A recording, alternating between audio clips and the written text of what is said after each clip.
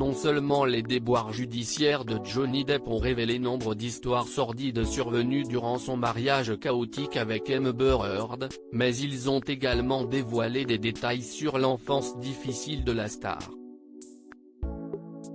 Comme l'a rapporté Page 6 le 16 septembre 2021, alors qu'il préparait un documentaire intitulé Johnny Depp et Amber Heard pour la chaîne Discovery+, un certain Paul Barresi a ressorti des archives les papiers du divorce des parents de l'acteur. Johnny Depp avait 15 ans lorsque ses parents, la serveuse Betty Sue Palmer et l'ingénieur John Christopher Depp ont divorcé en 1978.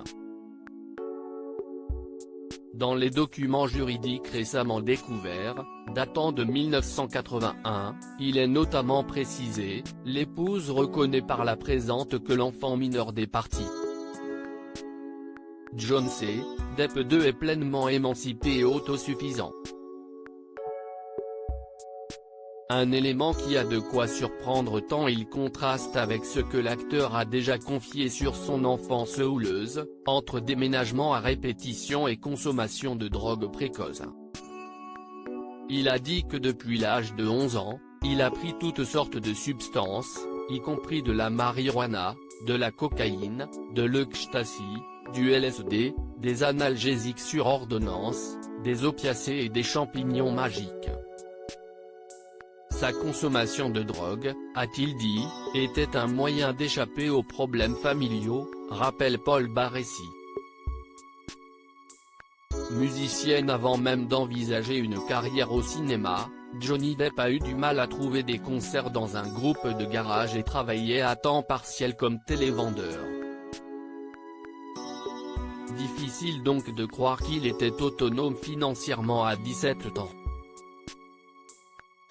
En ce qui me concerne, sa mère l'a renié à une époque où il avait incontestablement le plus besoin d'elle, ajoute Paul Barresi.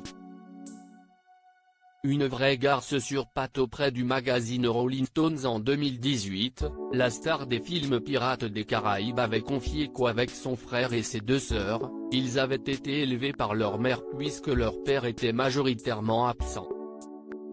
Ma mère est née dans un puits de trou dans l'est du Kentucky.